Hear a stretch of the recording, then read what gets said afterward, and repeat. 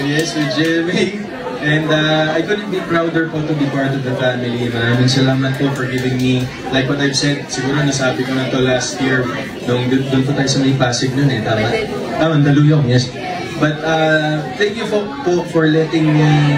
Hello Kathden fans! Si Alden mas espesyal kay Kath mga kasembreros dahil dito at saka may ticket na para sa pasabog ni Sir Alden sa December 13 sa fan meeting.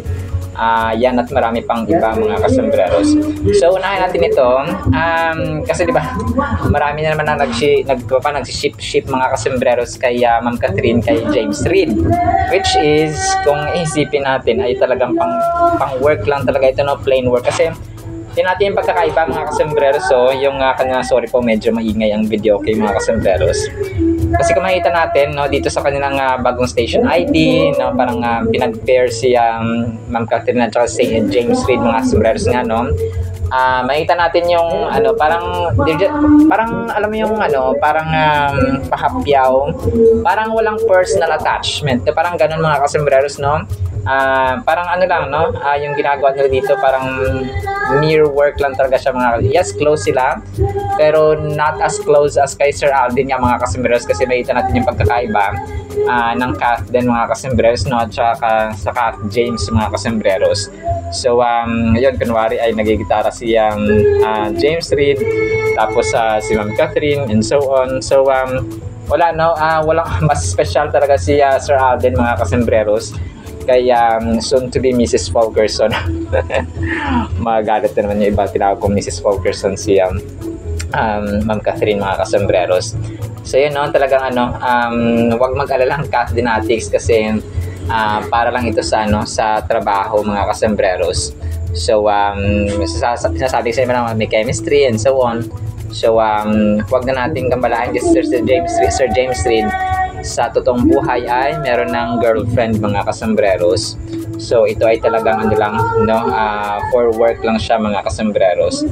And then ito, so ito na yung yung audio nung sinabi ni Sir Alden mga kasembreros doon sa doon sa may birthday ni Ma'am Joy Marcelo at saka ni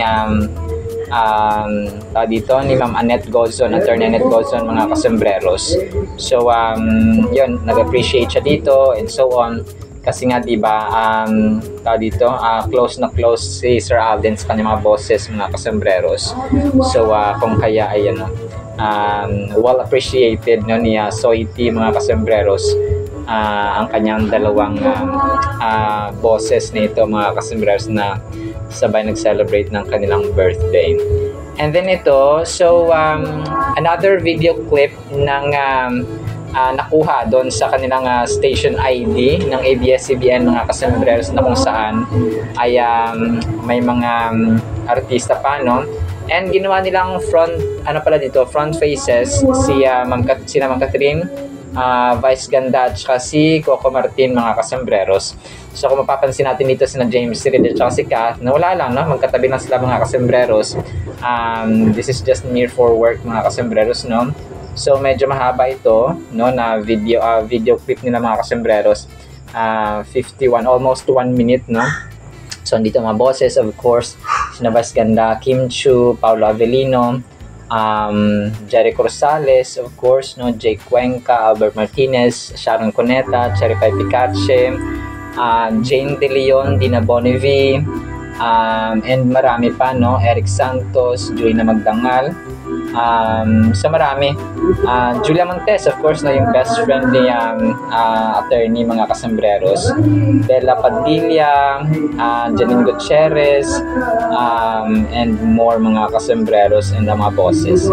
So hindi ko alam kung kailan na ulit ipapalabas, no, yung tawag dito, yung kanilang station ID kasi nga na-cancel mga kasembreros, no, dahil sa typhoon bagyong Tino, no, kasi yung grabing nasalanta ng bagyo talaga mga kasembreros ang Cebu, sa Talisay and sa other parts of Negros and Surigao. So yun po.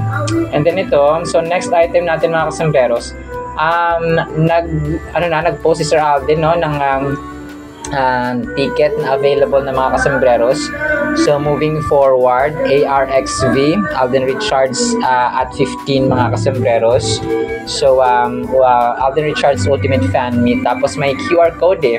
Hindi ko alam kung ma-i-scan nyo ito mga kasombreros, no? Pero yun, excited ng fans ng ni Alden mga kasombreros, especially the admins of course, no? Kasi nga available. Hindi ko alam kung pero kung sasabihan ko na lang po kayo kung available o kung pwede niyo pong i-scan. Pero alam ko available na talaga siya mga kasombreros. Tapos yung post niya naka-denim siya.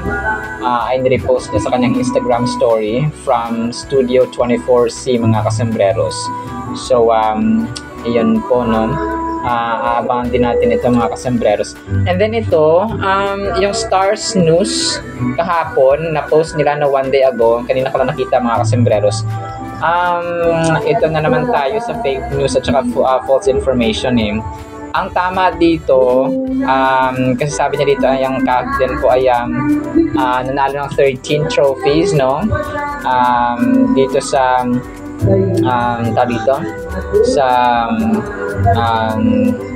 sa awarding mga kasombreros ng hindi sinabi ito, pero ang PMPC Awards PMPC Awards for movies ito mga kasombreros. Pero ang sinabi niya dito, babasahin ko mga kasombreros, may tama siya dito tapos may mali. Ang hindi makakalimutan na sandali, katulad na Alden Richards Awards Night Movement Sparks Frenzy 13 tropeo and one look, nasira ang internet bago ang kanilang napakalaking tagumpay sa takila. Nang ibabaw si Catherine at Alden Richards sa isang awards night na nagwalis ng 13 trophies mga kasombreros. Ngunit hindi ang mga parangal ang naging headline. Ito ang kanilang hindi malilimutang hitsura at isang tiyak na moment na nagpasiklab ng galit sa mga tagahanga. Hindi ko lang kung anong point niya dito, no? Sabi pa niya, ito ba ay isang nakabahaging sulyap, isang pagpindot o isang nakakaalam na kilos na nagtaksil sa isang mas malalim na koneksyon? Ito kasi hindi ko alam hindi ko alam kung anong sorry po na ano ko siya dito. Parang dito okay na sana yung 13 trophies no? Kasi ito yung nominations nga ng Hello Love Again sa PMPC Star Awards for Movies mga kasombreros. So hindi ko lang mawari at hindi ko lubos matanto, no? Ito yung malalim ang Tagalog kasi malalim yung Tagalog niya dito eh. Hindi ko lang kung anong pinopoint niya dito, no? Kasi medyo magulo siya, no? Ewan ko mga kasombreros, pinipilit kong intindihin pero hindi ko maintindihan. Sorry po. Tsaka yung dito, yung pinupunto niya, alam ko nakita ko na itong post na to eh, pero nag-resurface siya kahapon. So ito na naman tayo, no? Hindi sila pumunta magkasama mga kasombreros sa awards night, and in the first place hindi pa naman tapos or hindi pa nangyayari ang awarding ceremony ng PMPC Star Awards for movies mga kasombreros, kasi malalaman din naman natin yun. So yun, parang ang point niya dito ay yes, grabe yung tandem na captain, nakakamangha kasi sila yung number one tandem mga kasombreros, ang captain. Pero ang hindi ko lang matanto talaga dito ay yung kanyang pinopoint na parang pumunta sila doon, ang itsura doon ni Ma'am Catherine at ni Sir Alden ay nakita doon sa awarding ceremony mga kasombreros, which is hindi naman totoo, hindi naman nangyari mga kasombreros kasi nga wala pa naman awarding ceremony in the first place. So parang dito hindi ko lang alam talaga kung anong pinapunto niya dito. Nonetheless ay nagpapasalamat tayo na pinagtatanggol at lubos siyang humahanga, no, sa captain tandem mga kasombreros. So yun po, no. Salamat pa din Stars News, pero yun, iwasan natin yung mga fake information kasi minsan pag over na ay maano tayo, baka ma-call out na naman tayo, no? Mga kasombreros and mga captainatics. Alright, so nasa sa ating captain items, no? Sana po ay Panginoon natin ang Word of God Today is, pero baka bukas kasi marami tayong items bukas mga kasembreros. May pang international pa. So, today is November 15, 2025. Saturday na po, no? Enjoy your weekend so far. Sorry po at nag-video okay talaga ang mga tao. Mga tao dito mga kasos kasi nga sweldo nila tuwing Sabado. So, yun. So, sana po ay pakinggan natin ang napakagandang salita po ng Panginoon and blessed Saturday evening po sa bawat isa. Para po sa ating Word of God is sobrang relevant ito ngayon mga kasmeros ang buwis natin ang ating title. So, ito po ay kwento, scenario mga kasmeros sa Gospel of Mark, no? Na kung saan ay si Jesus Christ ay sinubok dito. So, babasahin ko ito. Medyo mahaba. Actually, ano siya, no? 4 verses lang siya mga kasembreros. So, pakinggan nyo na lang po, no? Mark 12, 13 to 17, ang buwis natin. Then they sent to him, to kay Jesus Christ, some of the Pharisees and the Herodians to catch him in his words. So, yung goal nila ay dakpin, no? At saka hulihin si Lord Jesus Christ sa kanyang salita. When they had come, kung pa meron silang maitim na balak dito mga kasembreros tungkol sa pagbabayad ng buwis, no, sa gobyerno. When they had come, they said to him, to Jesus Christ, Teacher, ang mga Pharisees, ito mga kasembreros at Herodians, ang kumakausap kay Lord Jesus Christ, no? Sabi niya ito, Teacher, we know that you are true and care about no one, for you do not regard the person of men, but teach the way God in truth. Is it lawful? Ito na yung tanong nila, no? Mga customers, is it lawful, no? Nasa batas ba? Sabi niya, is it lawful to pay taxes to Caesar? Caesar kasi that time ang governor ng mga Romano, mga customers, no? So, sabi niya, is it lawful? Nasa batas ba? Or makatwiran ba? To pay taxes to Caesar or not? Shall we pay or shall we not pay? So, dapat pa kami magbayad ng aming buwis or hindi? Sabi niya dito, but he knowing, alam ni Lord Jesus Christ ang kanilang puso, no? But he knowing their hypocrisy said to them, why do you test me? No? Sabi ni Lord Jesus, bring me a denarius that I may see it. So, denarius kasi ang tawag sa pera doon mga kasunod noon, no? Sa time ni Lord Jesus Christ. Sa atin, di ba, piso? So, ito po ay parang sa Greece or Rome mga kasembreros, no? Na dito na tawag sa pera. So, they brought it, no? Binigyan siya ng coin. So, he said to them, whose image and inscription is this? They said to him, Caesar. So, kanino daw yung mukha dito sa pera? Sabi ng mga tao, kay Caesar. O kay, kay Julius Caesar. And Jesus answered and said to them, render to Caesar the things that are Caesar's, and to God the things that are God's. And they marveled at him. So, napahiya sila mga kasembreros. Kasi sabi ni Lord Jesus Christ, dahil kay Caesar ang nandito, nakita nyo naman, ang ibabayad or magbayad kayo or magbigay kayo ng buwis kay Caesar at ibigay nyo ang sa Panginoon para sa Panginoon. So, ano ito no, yung offering, yung tithes mga kasors, no? Kung narinig niyan mga kasembreros, ang tithe ay 10th % of your salary, your income mga kasembreros. Yun yung ibibigay mo sa Panginoon.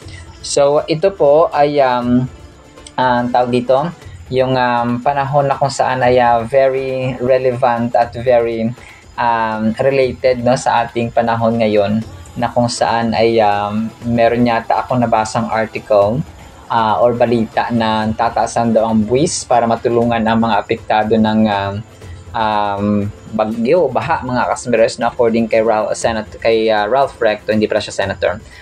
Siya yata ay officer sa budget and management mga kasembreros, no, or sa finances, sa finance department. So yon, so by context, by understanding, no, ang sinasabi dito ng ating Panginoon, nasa batas, no, ang pagbabayad ng buwis ay nasa batas mga kasembreros, na kung saan ay tama naman talaga mga kasembreros, no, kasi yung pagbabayad ng buwis ay nasa batas po talaga yan. However, sa atin pong sa atin pong nararanasan ngayon, ang issue lang kasi dito, kasi matagal na namang panahon nagbabayad ng buwis ng buwis ang mga Pilipino and even sa ibang bansa, no, may mga buwis din sila mga kasembreros. So kapag sobra-sobra lang kasi at saka sa maling paggamit, no, kunwari ninanakaw ng mga politiko, yun lang yung hindi tama mga kasambreros. Sa ibang mga bansa, meron silang sa Switzerland yata yun at sa Qatar, if I'm not mistaken, ay or sa Kuwait. Parang may mga ibang bansa na wala silang tax eh. So ang gobyerno mismo ang tumutustos.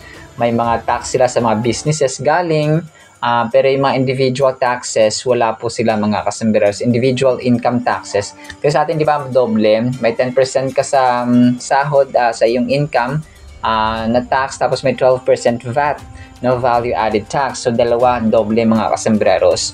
So, yung value added tax, ito yung kapag ikaw ay nasa grocery, sa fast foods, no, sa lahat ng bibilihin mong items, ay subject to 12% VAT, which is very napakasakit sa bulsa. No? Bibili ka nga lang ng items sa TikTok, may mga VAT.